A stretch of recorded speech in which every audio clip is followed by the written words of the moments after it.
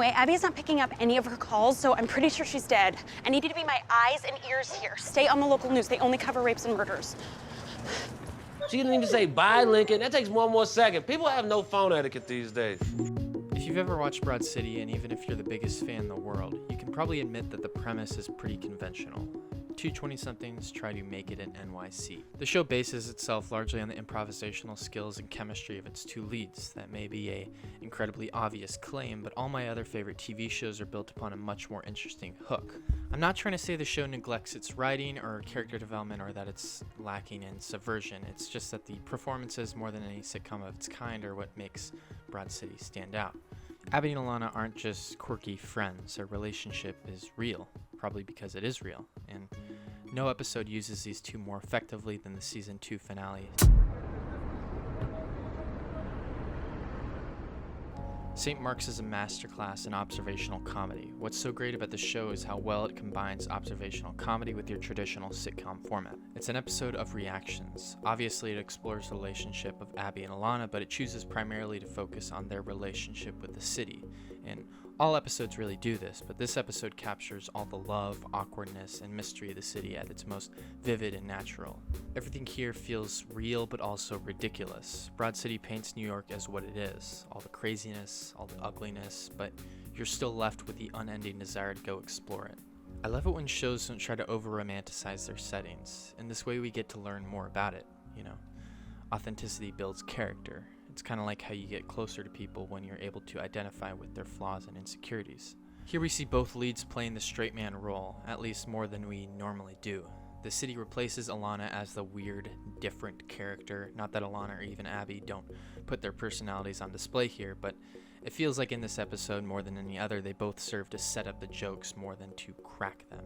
Most of the episode is just Abbi and Ilana talking, and I think the episode is perfectly placed here at the end of season 2 when we know these two a good amount, but we're also surprised enough throughout their conversation to keep the pretty stripped down premise interesting. Like, this episode would be probably pretty irritating in season 1, but also a bit unnecessary and self-indulging if this was inserted toward the end of the show's run. Viewers are treated to so many little weird interactions, some of which our two protagonists don't even address. It really feels like you're on the street with them, which is so goddamn fun.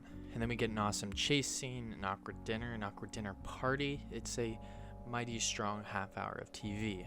I really love when Broad City and in any TV show, when everything is filmed more or less in real time. Not only does this ground the story in its setting and make it feel authentic, but it also gives us moments that we would otherwise not be able to see.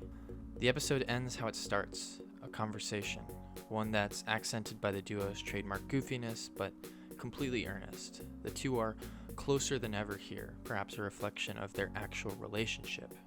I think season 4, which also suffers from the near departure of Lincoln and Trey, made the duo feel a little distance, which I genuinely did not like at all. I get that they were trying to ground their relationship a bit and introduce some drama, but it felt pretty forced to me. St. Mark's proves that they're always better together, and the more scenes they share typically indicates how well written and funny the episodes are. Later episodes like Along Came Molly in season 5 and the alleyway scene prove how effective the two can be just chatting with each other. I mean, when you get picked up for a whole TV show off a 2-person homemade web series, your humorous duo has to be pretty humorous. And it is. And friendship might be the most prevalent and overused theme in the sitcom genre, but that's just because it's so effective in the format. Broad City is at its best when it combines its inherent irreverence with sincerity. I know that these are essentially antonyms, but when you make the unpredictability of life digestible and can effectively generate earned character development, you know, that's how you make good television. Duh. Broad City is a show of misadventure. The characters don't know what they're doing, often working shitty jobs and having to deal with shitty people, but somehow the show has really gotten me excited for young adulthood, and in that way has shaped my view on a lot of things, be it work, friendships, sex, relationships, mental illness. I definitely more identify with Abbi, you know, overly self-aware, pretty insecure, but I sometimes wish I could be a little more spontaneous and unrestricted like Ilana. And while I do feel like I act that way, I am, again, always keenly aware that I am doing that, selective as to when and where I let myself exert my obsessions and curiosity onto others and the world. I think what Broad City is trying to say is that we function best and achieve the best things for us when we combine these two contrasting parts of ourselves. And At the very least, we can feel a little bit less lost when we do. I'm gonna get those taxes did. I'll hop on the Q18, catch the N, and then transfer to the R and get home in a tight 95 because the G ain't running. But it was because someone jumped on the tracks to kill themselves. It was really sad. Love you, bitch.